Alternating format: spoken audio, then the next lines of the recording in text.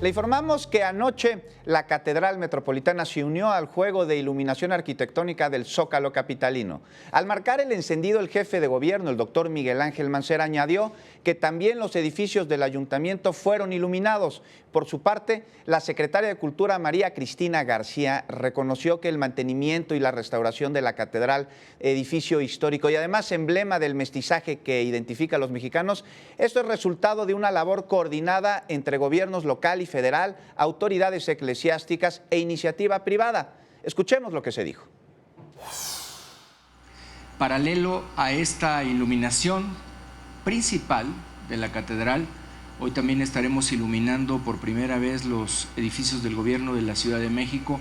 a fin de hacer un juego de luces en toda esta plaza que sin lugar a dudas es una de las plazas más bellas de todo el mundo.